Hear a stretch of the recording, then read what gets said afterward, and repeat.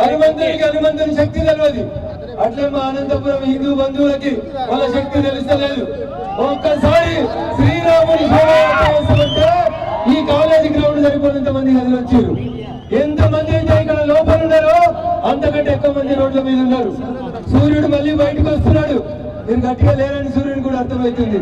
మీరు గట్టిగా స్లోగన్ ఇస్తే సూర్యుడు కూడా మబ్బులు వెనకాలకు పోతాడు.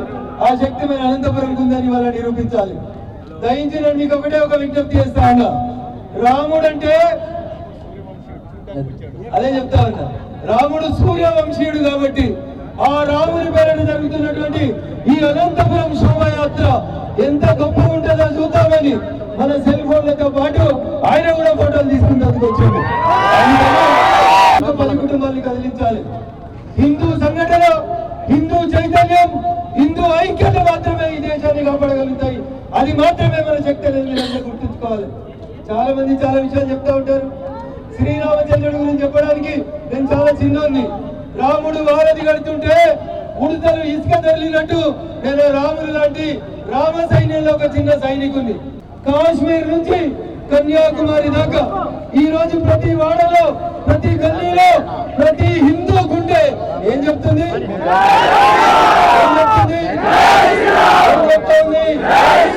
ఇది మన ఐక్యత. ఈ ఐక్యతను చాటడం కోసమే వాడలో నేను వస్తున్న చూసిన అనంతపురంలో కూడా అనేక గల్లీలలో, అనేక వీధులలో కూడా శ్రీరామనవమి వేడుకలు అని చెప్పి చిన్న చిన్న వీధులలో కూడా పూజా కార్యక్రమాలు ఏర్పాటు చేస్తున్నారు. ఈ చైతన్యం, ఈ జ్వాల ఇట్లానే ప్రజ్వలిల్లాలి.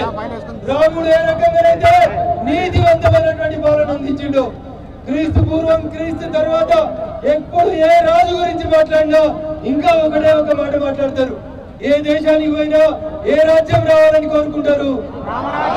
ఏ రాజ్యం రామరాజ్యం రావాలని కోరుకుంటారు.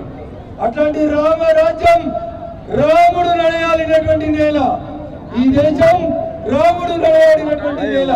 అసలు రామాయణంలో రామ ప్లస్ ఆయనం, ఆయనం అంటే నడక. ఏంది? రామాయణాన్ని విడదీసి సవర్ణ దీర్ఘ సంధిలో చెప్తే రామాయణం రామ ప్లస్ ఆయనం, ఆయనం అంటే నడక.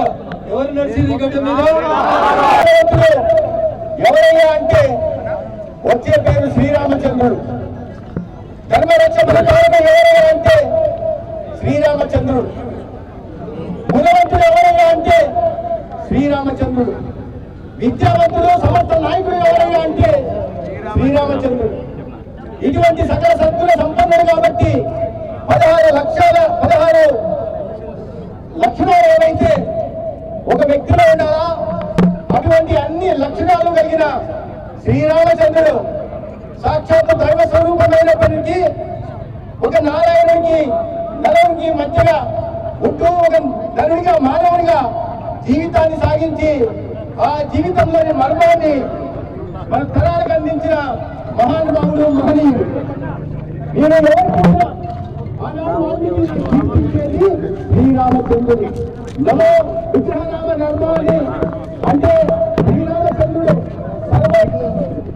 ధర్మ స్వరూపుడు అని సాక్షాత్తుగా రాక్షసుడు కీర్తించారు. శ్రీరామచంద్రుడు తన శత్రువులైనప్పటికీ అనేక మందితో స్నేహం చేశాడు.